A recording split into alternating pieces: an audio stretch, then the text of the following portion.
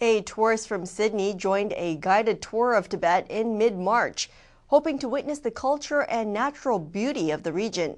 Instead, he witnessed the largest outbreak of protest against Chinese rule in decades, and he got it all on film. It's not a typical holiday video, but this footage was shot by a tourist. Mike Smith went to Tibet to experience its culture and beauty.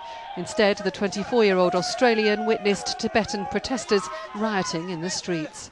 We knew already that March is a politically sensitive time to be travelling in Tibet, and during that protest a number of monks were arrested by the Chinese forces, which is, I guess, the last wound that the Tibetan people suffered, and the next day young Tibetan men took to the streets. Over a 48-hour period, Mike witnessed one of the most violent uprisings in decades, and he got a real sense of the anger many Tibetans feel about Chinese rule.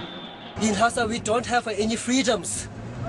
And Chinese government tell to the Tibetan people, all over the world, they're giving the freedoms for the Tibetan peoples. We don't have any freedom. Smith filmed much of the footage from his hotel after it became too dangerous on the streets.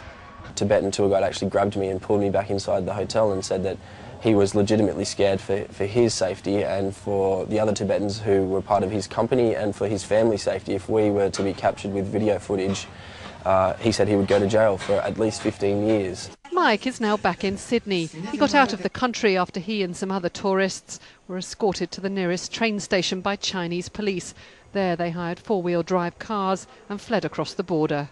I can't, speculate as to what kind of force was used because I didn't see it either, but I definitely saw both sides of the story, and it was one end of the street was young Tibetan men with nothing but sticks, and at the other end of the street was, the might of Imperial China with tanks and riot police and army officers. It's not clear how many people died during the violence then or since, but Mike says he'll try and find somewhere a little safer for his next holiday.